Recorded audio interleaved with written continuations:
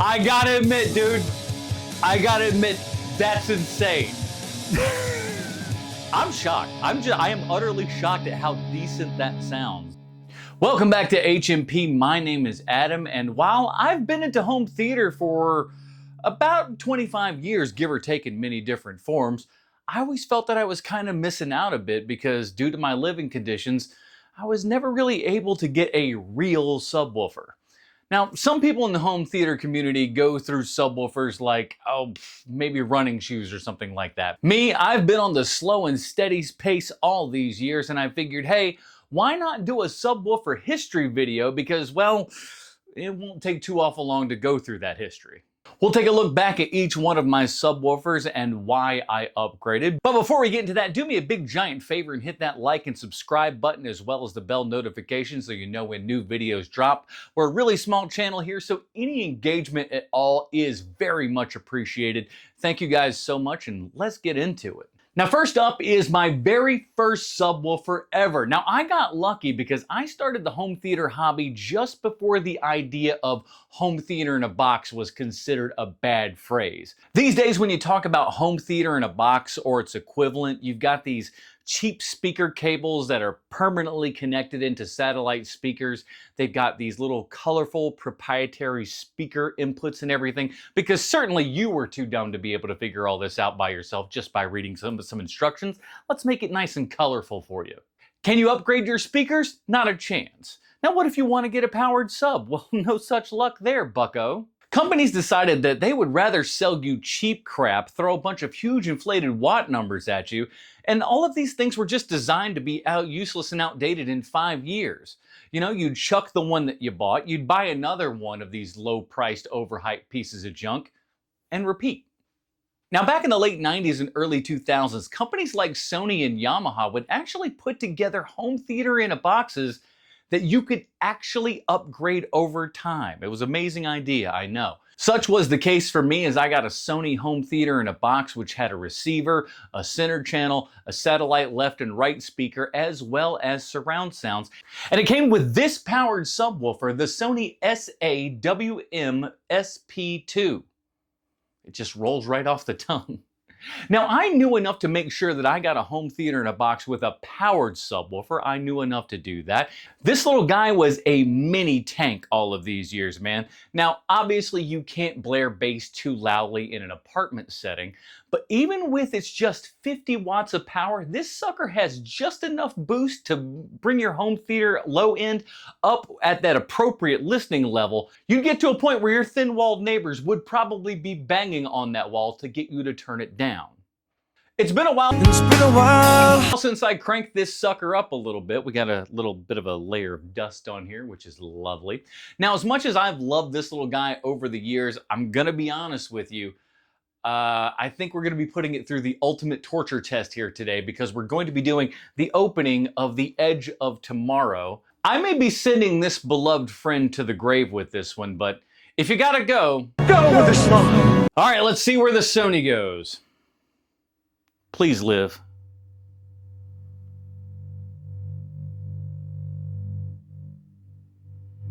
Whoa.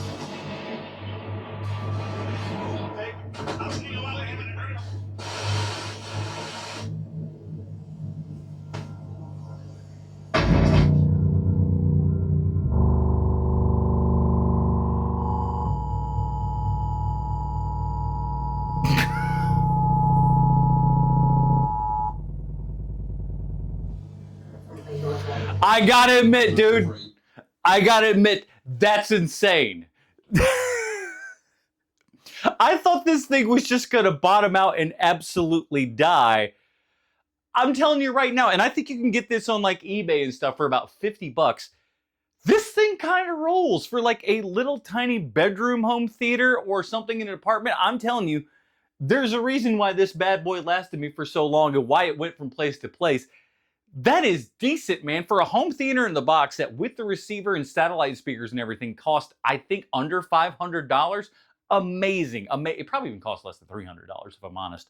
It's been, 25 years, so I don't really remember. But boy, oh boy, what I'm shocked. I am utterly shocked at how decent that sounds. There's a reason why I still hold on to this, I think. That's crazy.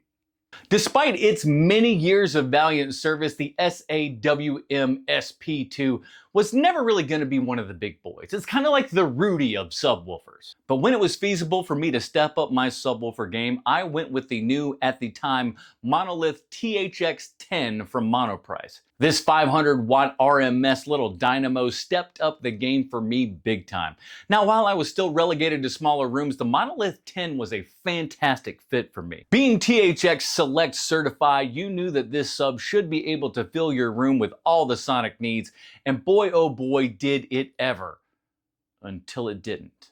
Now, thank heavens I am one of the smartest boys around, and I saved the box and all of the packing material for the Monolith, as just over 2 years into its service, the Monolith started showing signs of aging. It would start slowing down, eventually the lights would start blinking, and then in the long haul the amp wouldn't even turn on. Now, thankfully, the folks over at Monoprice stand behind their goods, as they have for many, many years, no matter what those products are and everything. And my sub fell under that 5-year warranty. So I threw it back in the box, which I was oh so wise to keep. Then they sent it back to them, and then they replaced it with the Monolith 10 V2. Gone are the chamfered edges and more of a traditional shape back on the table here. I think everyone enjoyed that. The V2 seemed like a worthy successor for the V1, and I'm happy it was a nice replacement, and it was rocking and rolling for a good long time there. But a little bit after a year, the replacement, the subwoofer amplifier started acting up again. The unit timed out or something like that. Red flashing LEDs are hardly ever a good sign. So you turn it off, turn it back on, wait for it to boot up, and all of a sudden, when you're finally good to go, then you can last another hour until it happens again. Too bad most movies are over 90 minutes. And after this video is all done, I'm actually going to be sending this back to Monoprice to see if I can get this unit replaced as well. Who's to say? And that sucks, because it seems like there's actually a lot of people out there that are having the exact same problem that I am. So I'm thankful that it's at least not just me, but maybe it's not so great for the people over at Monoprice and the brand of Monolith as a whole. So I was able to awaken this thing for just a few minutes here and everything. Let's see how it sounds on the edge of tomorrow.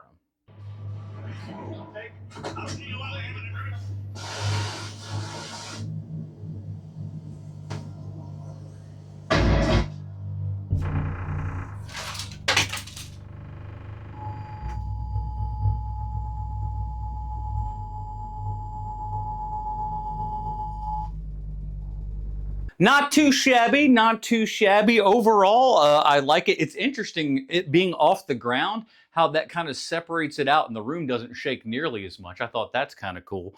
But yeah, definitely a bit of an upgrade from the Sony here and everything. But what happens when we go from 8 to 10 to 15? And finally, we're at the latest member of the family, the SVS 5000 Revolution. She's small and mighty, but unlike the Monolith, she actually works. I know, it's an incredible thought. Now, the folks over at SVS sent me the 5000 Revolution for review, and it's coming right after this video, SVS, I swear. But spoiler alert, I do love this sub. As you can see, size-wise, it is pretty comparable to the Monolith, and now this is just a 10-inch woofer as opposed to the 15-inch subwoofer on the SVS 5000 Revolution. Much, much bigger. We're looking at ported versus non-ported here, and that certainly makes a difference when you're coming up on size. Now, remember how the Monolith was a 500-watt RMS, 800-watt peak? Well, the SVS 5000 Revolution boasts a 2,000-watt continuous with a 5,000-watt peak power. How does it compare to the Monolith? Let's find out. And lastly, the SVS 5000 Revolution Edge of Tomorrow test. I hope everything's nailed down.